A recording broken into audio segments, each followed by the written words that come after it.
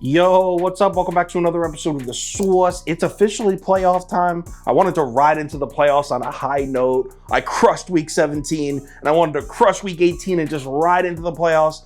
That didn't happen. I had a terrible week 18. So coming off a bad week, but we're going to turn it around and have a good wild card weekend. In the first game, we got a division matchup here. Seattle, San Francisco, NFC West showdown. Let's go. Welcome to The Sauce. The Sauce. Sauce. Hey, get the sauce. All right, Seattle on the road in San Francisco here. The line opened up Niners minus 9.5, but by Tuesday morning, it's up at 10. Public is definitely on the Niners, but the money's actually a little closer to even as of Tuesday morning. Now, here we are on Friday night. The line settled back down at San Francisco minus 9.5. Public and money both leaning towards the Niners, but not nearly as crazy as you would think. There's definitely a solid amount of people out there betting Seattle here. So let's cap this game. If you subscribe to this channel, then you already know what the first step is. We're running the numbers through the spreadsheet. According to the model, the line for this game should be Niners minus 8.62. So that's a full 1 point lean on Seattle here. Not much, but something. So let's break down this matchup, and we got a division one here, like I said. Actually, we got 3 division games on Wild Card Weekend. This would be the first. So we're going to have teams playing for the 3rd time in a single season. You know how the old saying goes, it's hard to beat a team 3 times in 1 year.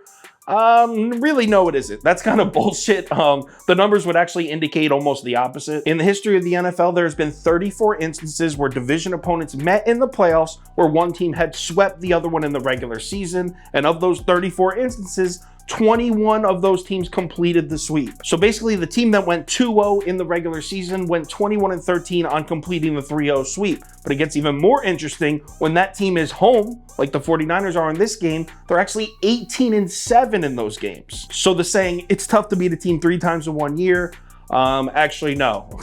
History would indicate that when you beat a team 2 times in the regular season, if you see them in the playoffs more often than not, you complete the sweep. Now that we've covered that, why don't we take a look at the trajectory of these 2 teams in the second half of the season? Because they literally couldn't be more opposite. The Seattle Seahawks in their final 8 games are just 1-7 against the spread. Their only cover came against the Mike White-led New York Jets. In that span, they're just 20th in the NFL in DVOA, 17th on offense, and all the way back at 26th on defense. Basically, the point I'm making is Seattle is playing in this game. They made the playoffs based on what they did in September and October. Certainly, they're not playing in this game on Wild Card Weekend based on what they did in November, December. Not at all. Now, what about San Francisco? How did they look in their final 8 games of the year? Oh, I don't know, maybe just the best team in the NFL by far. They finished with 8 straight wins, 7-1 against the spread. They actually finished the season with 10 straight wins. They started 3-4, won 10 straight, finished 13-4. But we're doing a comparison here, so let's keep it consistent. I did the final 8 games for Seattle, so I'm isolating it to the final 8 game for San Francisco. In that time, the 49ers are ranked 1st in overall DVOA, 1st on offense, and 1st on defense. And here's the craziest part. You want to know just how much better analytically San Francisco has been than anyone else in the NFL? Check this out. This is overall DVOA. 3rd place, Kansas City Chiefs, 31.3%. 2nd place, Buffalo Bills, 34.3%. This is in the final 8 games of the season. 1st place, San Francisco, 52.3%. So not only have they been the best team in the NFL analytically on offense and defense, but they've been the best overall team analytically by a landslide. Now, obviously, we have to consider the fact that we got a rookie quarterback, 7th round pick, playing in his first playoff game. I mean, that has to be an angle. We have to at least acknowledge that. Number one, Brock Purdy just isn't a normal rookie quarterback. Do you know through 5 starts, he has the 2nd highest passer rating ever? Of all time, NFL history? First is Kurt Warner. Do you remember when Patrick Mahomes took over as quarterback for the Chiefs that year? Started the season off, that entire season, all anyone did was talk about how good Patrick Mahomes was.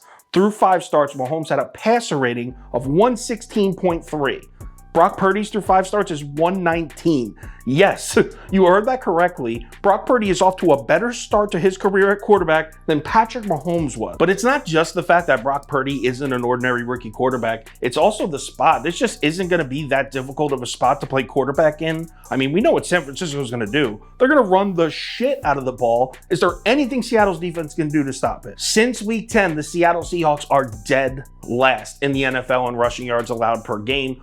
Worst run defense in football in the second half of the season. What are they going to do against Eli Mitchell, Christian McCaffrey, Deebo Samuel? What are they going to do? And we're not just talking about yards on the ground here. Seattle's also 31st in the NFL, allowing 6.1 yards after catch per reception.